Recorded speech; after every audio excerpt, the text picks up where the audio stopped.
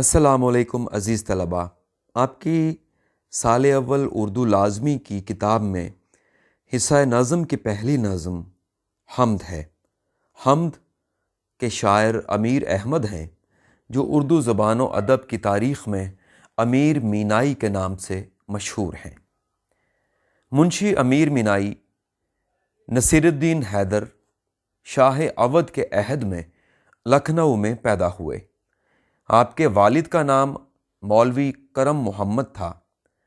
آپ حضرت مخدوم شاہ مینا لکھنوی رحمۃ اللہ علیہ کی اولاد سے تھے، اسی لیے اپنے نام کے ساتھ مینائی لکھتے تھے۔ امیر مینائی نے اپنی ابتدائی تعلیم مفتی سعد اللہ رام پوری سے حاصل کی، جس کے بعد تعلیم کی تکمیل کے لیے علماء فرنگی محل کے مدرسے میں داخل ہوئے۔ منشی مظفر علی اسیر سے شاعری میں اصلاح لی۔ کم عمری ہی میں انہوں نے شاعری میں بلند مقام حاصل کیا۔ ابھی آپ کی عمر 20 سال تھی کہ نواب واجد علی خان نے انہیں اپنے دربار میں طلب کیا اور ان سے ان کا کلام سنا، اور اس کے بعد 42 سال تک وہ رامپور کے نواب یوسف علی خان کے استاد رہے۔ آخری زمانے میں نواب مرزا داغ دہلوی نے انہیں حیدرآباد بلوایا۔ وہاں جاتے ہی وہ بیمار ہو گئے اور اسی بیماری کے دوران ان کا انتقال ہو گیا۔ عزیز طلبہ، امیر مینائی کا شمار اپنے عہد کے قادر الکلام شاعروں میں ہوتا ہے۔ انہوں نے تمام اصناف میں شاعری کی، مگر غزل اور نعت کی طرف زیادہ رجحان رہا۔ آپ کی شاعری زبان و بیان کی خوبیوں، فکر و خیال کی رعنائیوں کا مجموعہ ہے۔ ان کی نعتوں میں آورد کے مقابلے میں آمد کا رنگ غالب ہے۔ انہوں نے الفاظ و تراکیب کا استعمال بھی محتاط ہو کر کیا ہے اور حتی الامکان سادگی اور روانی کا پہلو پیش نظر رکھا ہے۔ ان کی نعتوں میں درد و اثر اور سوز و گداز کی عمدہ مثالیں ملتی ہیں۔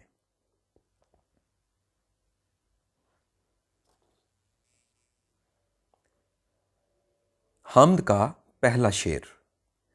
دوسرا کون ہے جہاں تو ہے، دوسرا کون ہے جہاں تو ہے، کون جانے تجھے کہاں تو ہے۔ مشکل الفاظ پہ ایک نظر ڈالیں تو دوسرا کون ہے، یہ سوالیہ انداز دلالت کرتا ہے کہ دراصل کوئی نہیں ہے۔ جہاں مطلب کہ جس مقام پر، کون جانتا ہے، کون جانے، یہ اردو کی محاوراتی انداز میں کہی گئی ایک بات ہے جس کا مطلب ہے کہ کوئی نہیں جانتا۔ اس شعر میں شاعر کہتے ہیں کہ اے اللہ، تو ہر جگہ موجود ہے۔ جس مقام پر تیری ذات موجود ہے وہاں کوئی دوسری ذات نہیں ہو سکتی۔ آج تک کوئی اس ذات کے بارے میں نہ جان سکا ہے کہ وہ کہاں پائی جاتی ہے، اور نہ ہی کوئی جان پائے گا۔ اس کی تشریح کرتے ہوئے ہم اس کے دیگر پہلوؤں پر ایک نظر ڈالتے ہیں۔ امیر مینائی کہتے ہیں کہ یا رب العظیم، تو ہر جگہ موجود ہے۔ جس جگہ تیری ذات ہوتی ہے وہاں کوئی دوسرا نہیں ہوتا۔ تیری ذات بے مثال ہے، با کمال ہے۔ تیرے ہوتے ہوئے کسی کے اندر اتنا حوصلہ اور ہمت کہاں کہ سامنے آئے۔ سب تیرے سامنے عاجز ہیں اور تو سب پر غالب نظر آتا ہے۔ یا رب الالہ، ہر جگہ تیری حکومت ہے، تیرا ہی حکم ہے جس کے سب ہی فرما روا تابع نظر آتے ہیں۔ حکومت ہے تیری ہی سب جہانوں پر، کہ چلتا ہے تیرا فرما زمانوں پر۔ شاعر اللہ تعالیٰ کی عظمت، بزرگی، بڑائی، پاکیزگی کو بیان کرتے ہوئے دوسرے مصرعے میں عرض کرتا ہے کہ جب سے یہ کائنات معرض وجود میں آئی ہے، خدا کے بندے کے خدا کی تلاش میں سرگرداں ہیں۔ کوئی خدا کی تلاش میں جنگلوں کا مسافر ٹھہرتا ہے تو کوئی مساجد کو مسکن بنا لیتا ہے۔ اللہ تعالیٰ کی ذات کے بارے میں سبھی اندازے لگاتے ہیں۔ صوفیہ کہتے ہیں کہ اللہ دلوں میں رہتا ہے، کسی کا عقیدہ ہے کہ اللہ بیت اللہ میں رہتا ہے۔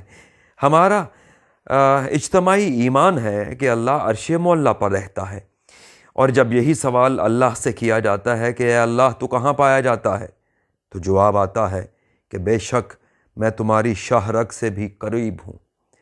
چنانچہ اس شعر میں شاعر ہمیں یہ پیغام دیتا ہے کہ اللہ تعالیٰ کی ذات ہر جگہ ہر کہیں پائی جاتی ہے۔ اللہ تعالیٰ کو آج تک نہ کوئی پا سکا، اس کی تلاش کا سلسلہ جاری ہے اور قیامت تک جاری رہے گا۔ سبھی مانو خدا کو جو یہاں بھی ہے وہاں بھی ہے، یہاں دیکھو وہاں پاؤ وہی مالک جہاں کا ہے۔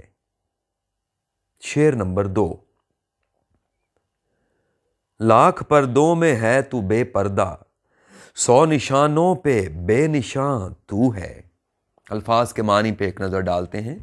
لاکھ پردوں میں یعنی ان گنت پردوں میں، بے پردہ یعنی عیاں ہونا، ظاہر ہونا، نمودار ہونا، 100 نشانوں پہ یعنی بے شمار نشانیوں پر، بے نشان ہونا، بغیر کسی سراغ، علامت یا نشان کے ہونا۔ اس شعر کا مرکزی خیال دیکھیں تو احساس ہوگا کہ شاعر کہتا ہے، اے خالق کائنات، تیری ذات ان گنت پردوں میں ہونے کے باوجود عیاں اور ظاہر ہے۔ تیری ذات کی بے شمار ظاہری نشانیاں ہیں، لیکن اس کے باوجود تیری کوئی علامت نظر نہیں آتی۔ اس شعر کی تشریح میں دیکھیں تو امیر مینائی کہتے ہیں کہ اے اللہ تعالیٰ، تیری ذات ان گنت پردوں کے اندر پوشیدہ ہے، لیکن تیری عظمت یہ ہے کہ تو ظاہر ہو کر بھی ظاہر نہیں ہے، تو پوشیدہ ہے اور سب پر ظاہر بھی، تو نظر بھی نہیں آتا لیکن تجھے سبھی دیکھتے بھی ہیں۔ اے اللہ، اگر ہم تیری دی ہوئی ان مادی آنکھوں کو اوپر اٹھائیں تو ہمیں نیلے رنگ کا ایک پردہ نظر آتا ہے جسے ہم آسمان کے نام سے جانتے ہیں۔ 7 آسمانوں کے یہ 7 پردے ہیں، اس کے بعد سدرۃ المنتہا کا مقام ہے، پھر عرش معلیٰ کا عرفہ مقام آتا ہے۔ اتنے پردوں کے باوجود اے رب قدوس تو ہر انسان کو دکھائی دیتا ہے۔ کوئی تو ہے جو نظام ہستی چلا رہا ہے، وہی خدا ہے۔ دکھائی بھی جو نہ دے، نظر بھی جو آ رہا ہے، وہی خدا ہے۔ اور عزیز طلبہ، دوسرے مصرے میں شاعر اللہ رب العزت کی عظمت کو ایک اور انداز سے بیان کرتا ہے کہ اے رب الہٰ، جب ہم اس کائنات پر غور کرتے ہیں تو ہمیں تیری قدرت کے بے شمار نشان ملتے ہیں۔ ہم دیکھتے ہیں چاند تاروں کا تو خالق ہے، زمین سے بیج کو زندگی دینے والا تو ہے، درختوں پر پھلوں کو سجانے والا تو ہے، پھولوں کو خوبصورتی اور خوشبو عطا کرنے والا تو ہے۔ تیری ان گنت نشانیاں ہیں جو تیرے ہونے کا پتہ دیتی ہیں، لیکن ان تمام نشانیوں کے باوجود تیری ذات بے نشان ہے۔ تجھے دیکھوں تمنا یہ رہی دل میں صدا میرے، نظر جو تو نہیں آتا، یہ قدرت ہے تیری اللہ۔ امیر مینائی اس شعر کے اندر ہمیں ایک پیغام دیتے ہیں کہ اللہ لاکھوں پردوں کے باوجود سب کے سامنے ظاہر ہے، اور ان گنت نشانیوں کے باوجود بے نشان ہونا ہی اس کی پہچان ہے۔ دونوں صورتوں میں اس کے اللہ اور ان کائناتوں کا مالک ہونے کی دلیل موجود ہے۔ شعر نمبر 3۔ تو ہے خلوت میں، تو ہے جلوت میں، کہیں پنہاں کہیں عیاں تو ہے۔ عزیز طلبہ، مشکل الفاظ کے معنی پر ایک نظر ڈالتے ہیں۔ تو ہے، اللہ تعالیٰ کی طرف اشارہ کیا گیا ہے۔ خلوت یعنی کہ تنہائی، جلوت جہاں جلوہ دکھایا جائے یعنی کہ محفل، پنہاں کا مطلب پوشیدہ ہونا، چھپا ہوا ہونا، اور عیاں کا مطلب ظاہر ہونا، نمودار ہونا۔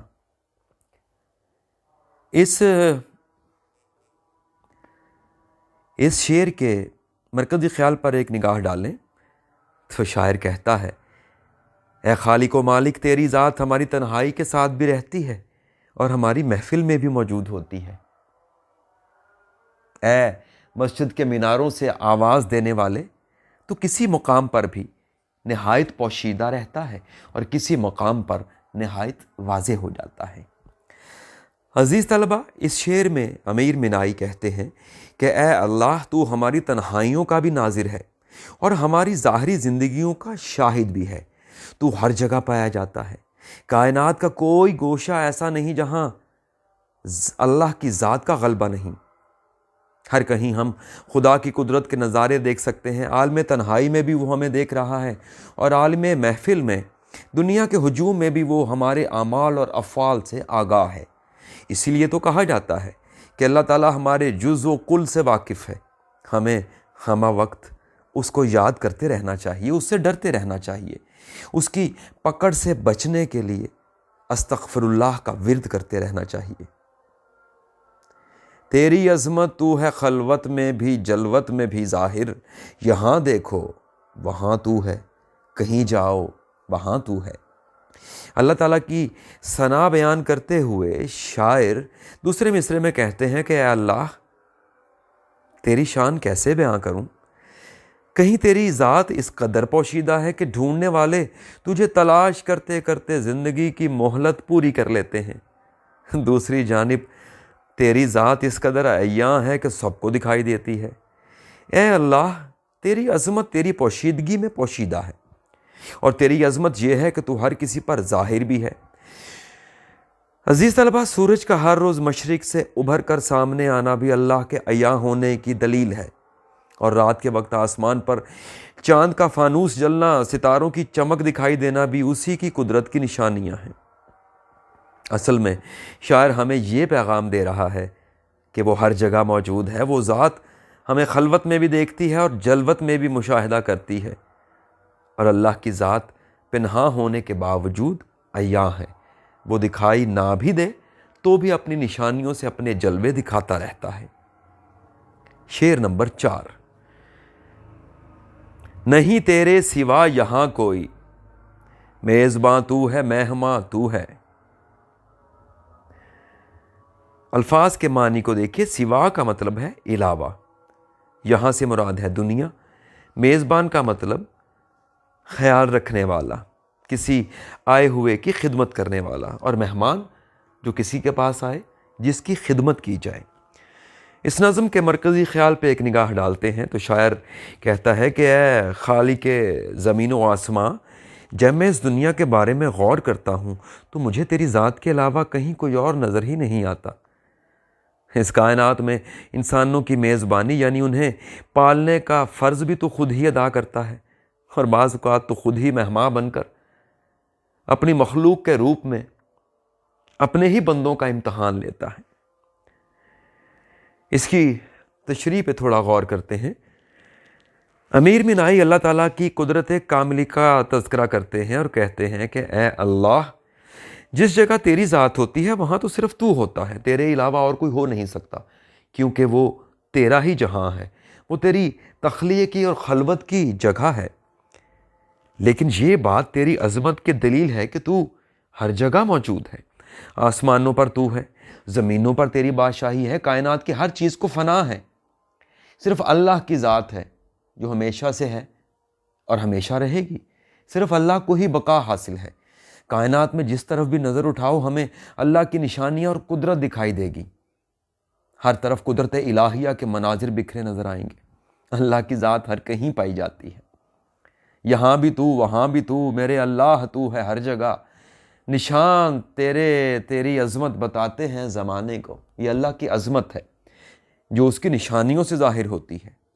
جبکہ دوسرے مصرعے میں شاعر اللہ تعالیٰ کے لیے میزبان اور مہمان کے الفاظ استعمال کر کے دو متضاد لفظوں کا استعمال کرتا ہے، جسے ہم صنعت تضاد کہتے ہیں۔ چنانچہ میزبان اور مہمان کے صنعت تضاد کے استعمال سے اللہ کی عظمت کو مزید ظاہر کر رہے ہیں۔ اللہ تعالیٰ اس کائنات کا پالنے والا ہے، جس کا اظہار یوں کیا جاتا ہے کہ تمام تعریفیں اللہ کے لیے ہیں جو تمام جہانوں کا پالنے والا ہے۔ اس مصرعے میں شاعر اللہ تعالیٰ کے لیے مہمان کی صفت استعمال کر رہے ہیں۔ اصل میں شاعر اس حدیث کی طرف اشارہ کر رہے ہیں، قیامت کے روز اللہ بندوں سے پوچھے گا کہ میں بھوکا تھا تو نے مجھے کھانا نہیں کھلایا، میں پیاسا تھا تو نے مجھے پانی نہیں پلایا۔ تو بندہ عرض کرے گا کہ اے اللہ تو ان چیزوں سے بے نیاز ہے، تجھے کھانے کی یا پانی کی کیا طلب؟ اللہ تعالیٰ فرمائیں گے کہ تیرے پاس ایک بھوکا شخص آیا تھا، اس نے تجھ سے کھانا مانگا تھا، اس نے تجھ سے پانی طلب کیا تھا، اگر تو اسے کھانا کھلاتا، اگر تو اسے پانی پلاتا تو مجھے اس میں پاتا۔ گویا کہ اصل میں شاعر ہمیں یہ پیغام دے رہا ہے کہ اللہ تعالیٰ اس کائنات کا مالک اور خالق ہونے کے ساتھ ساتھ نگہبان بھی ہے، وہ اپنے بندوں کا خیال رکھتا ہے اور اپنے بندوں کو بھی بندوں کے حقوق پورے کرنے کا درس دیتا ہے۔ شعر نمبر 5، رنگ تیرا چمن میں بو تیری، خوب دیکھا تو باغباں تو ہے۔ الفاظ کے معنی دیکھیے، رنگ کا مطلب ہے انداز، چمن استعاراتی طور پر دنیا کو کہا گیا ہے، بو یعنی کہ مہک، خوب دیکھنا توجہ سے یا غور سے دیکھنا، باغباں باغ کی نگرانی اور نگہبانی کرنے والا۔ مرکزی خیال پہ ایک نگاہ ڈالتے ہیں۔ اس شعر میں شاعر کہتا ہے کہ اے رب کائنات، اس دنیا میں ہر چیز کے اندر تیرا ہی انداز، تیرا ہی رنگ نظر آتا ہے، تیری ہی مہک پائی جاتی ہے۔ میں نے غور کیا تو مجھے معلوم ہوا کہ اس دنیا کی نگرانی اور نگہبانی کرنے والا بھی تو ہی ہے۔ عزیز طلبہ، اس شعر کی تشریح کریں تو اندازہ ہوگا کہ شاعر کہتے ہیں کہ اے اللہ، اس کائنات کی ہر چیز کے اندر تیری جھلک دکھائی دیتی ہے، تیری صفات نظر آتی ہیں۔ اے اللہ، تو خود بھی سمیع یعنی سننے والا ہے، اور تو نے اپنے بندوں کو بھی اس صفت سے نوازا ہے۔ اے اللہ، تو بصیر ہے یعنی دیکھنے والا ہے، اور تیرے بندے بھی اس صفت کے حامل ہیں۔ اے اللہ، تو خود بھی معاف کرنے والا ہے، اور تیرے بندے اگر کسی کو معاف کر دیں تو ان کی یہ ادا تجھے بہت بھلی لگتی ہے۔ اے اللہ، تو خود بھی انصاف کرنے والا ہے، اور اپنے بندوں کو بھی اپنی کتاب میں انصاف کرنے کا حکم دیتا ہے۔ یہی وجہ ہے کہ شاعر کہتا ہے کہ اس دنیا میں ہر طرف تیرا ہی رنگ پایا جاتا ہے۔ اور اگر ہم یہ دیکھیں کہ اللہ تعالیٰ نے اس کائنات میں کیسے نظارے پیدا کیے ہیں، تب بھی ہر نظارے میں ہمیں ان نظاروں کو تخلیق کرنے والے کی جھلک دکھائی دیتی ہے۔ تیرا انداز سب میں ہے نظر آتا اگر دیکھو، جہاں میں سب تیرے بندے تیری فطرت پہ چلتے ہیں۔ عزیز طلبہ، دوسرے مصرعے میں شاعر کہتے ہیں کہ جب میں نے خوب غور کیا تو یہ حقیقت مجھ پر عیاں ہوئی کہ اس باغ یعنی دنیا کی نگرانی کرنے والی ذات تو خود اللہ کی ہے۔ اللہ تعالیٰ دنیا کی ہر چیز پر نظر رکھے ہوئے ہے۔ جیسے ایک مالی باغ کے ایک ایک پودے پر نظر رکھتا ہے، ایسے ہی اس کائنات کی ہر چیز اللہ کی نظروں میں ہے، کچھ بھی اس کی نظروں سے پوشیدہ نہیں ہے۔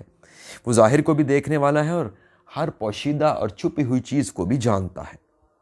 اس شعر میں شاعر دراصل ہمارے لیے ایک پیغام دیتے ہیں کہ کائنات کی ہر چیز رب کے رنگ میں رنگی ہوئی ہے، اسی کی عادات کو اپنایا ہوا ہے۔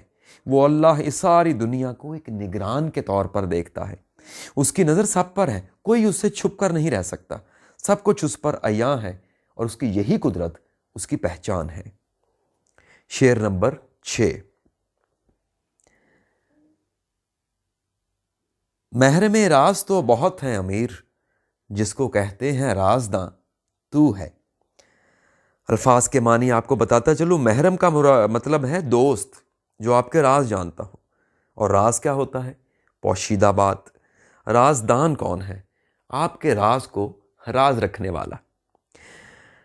مرکزی خیال دیکھیں تو اپنے آپ کو مخاطب کرتے ہیں، اور امیر منائی کہتے ہیں دنیا میں بہت سے لوگ ایسے ہیں جو اپنے آپ کو راز کی حفاظت کرنے والا کہتے ہیں، لیکن کوئی شخص بھی قابل بھروسہ نہیں۔ ہاں، ایک اللہ کی ذات ہے جو حقیقی معنوں میں راز کو راز رکھنے کا حق رکھتی ہے، اور وہی ذات ہے جسے ہم ستار العیوب کہتے ہیں۔ عزیز طلبہ، یہ شعر اس نظم کا، اس حمد کا مقطع ہے۔ مقطع ہم اس شعر کو کہتے ہیں جو کسی غزل کا یا نظم کا آخری شعر ہو اور شاعر اس میں اپنا نام استعمال کرے۔ تو امیر منائی اس مقطع میں خدا کی عظمت کا ایک انداز پیش کرتے ہیں کہ اس دنیا میں رہتے ہوئے میرے ساتھ بہت سے لوگ مل جل کر زندگی گزارتے ہیں، لوگوں کو میری بہت سی باتوں کا، میری پوشیدہ باتوں کا، میرے رازوں کا علم ہے، اور لوگوں کے رازوں کو میں بھی جانتا ہوں، لیکن مجھے لوگوں پر بھروسہ نہیں ہے۔ اسی طرح لوگ بھی مجھ پر شاید یقین نہیں رکھتے۔ دوستی چلتی رہے تو راز راز رہتے ہیں، لیکن معاملات میں تھوڑا بہت فرق آتا ہے تو فوراً رازوں کو اگل دیتے ہیں، کیونکہ یہی انسان کی فطرت ہے۔ اور شاعر اس آخری شعر میں انسان کی اسی فطرت کی طرف اشارہ کرتے ہیں کہ انسان رازدار ہونے کا دعویٰ تو کرتے ہیں، لیکن ثابت قدم رہنا ہر ایک کی بس کی بات نہیں ہے۔ اصل رازدان، راز رکھنے والی ذات اللہ کی ہے، جو ظاہر و باطن سب کے بھید جانتا ہے، ایک ایک بات سے باخبر ہے، اور اس کے باوجود ہمارے رازوں کو راز رکھتا ہے۔ یہ اللہ تعالیٰ کی عظمت ہے کہ وہ ہمارے رازوں کی حفاظت کرتا ہے۔ اگر رب قدوس ہمارے رازوں میں سے ایک راز بھی ظاہر کر دے تو شاید ہمارا دنیا میں جینا ہی ممکن نہ ہو، ہم شرم سے پانی پانی ہو جائیں، اپنے آپ کا ہی سامنا نہ کر سکیں۔ لیکن یہ خدا کی عظمت ہے کہ وہ سب کو جاننے کے باوجود کتنا مہربان، کتنا رحم کرنے والا، ہمارے عیبوں پر، غلطیوں پر، رازوں پر پردہ ڈالنے والا ہے، اور یہی رب قدوس کی عظمت ہے۔ نظر بھی رکھے سماعتیں بھی، وہ جان لیتا ہے نیتیں بھی، جو خانہ لاشعور میں بھی جگمگا رہا ہے وہی خدا ہے۔ عزیز طلبہ، مجموعی طور پر اس نظم کے مرکزی خیال پہ کچھ سطریں آپ کے علم میں ہونی چاہیے۔ تو اس نظم کے مرکزی خیال میں آپ درج ذیل باتیں لکھ سکتے ہیں۔ اللہ تعالیٰ کے مقام سے کوئی آشنا نہیں، وہ پوشیدہ بھی ہے اور ظاہر بھی، اس کا حسن ہر شے میں جلوہ گر ہے، وہ اس کائنات کو ہر رنگ سے سنوارتا ہے، وہی تمام مخلوقات کو پالنے والا ہے۔ اس کی حقیقتوں کو کچھ نہ کچھ سمجھنے والے تو مل جاتے ہیں، مگر ان حقیقتوں کا مکمل علم اللہ تعالیٰ کو ہی ہے۔ وہی ہے جو وحدہ لا شریک ہے، اسی کے جلوے ہر طرف ہیں، اس جیسا کوئی میزبان نہیں، جو خلوت و جلوت میں ہمیشہ رہتا ہے اور ہمارے رازوں کو راز رکھتا ہے۔ عزیز طلبہ، اگلے لیکچر کے ساتھ پھر حاضر ہوں گے۔ اپنے استاد کاشف شہزاد کو اجازت دیجیے، میری دعائیں آپ کے ساتھ ہیں۔ خدا حامی و ناصر۔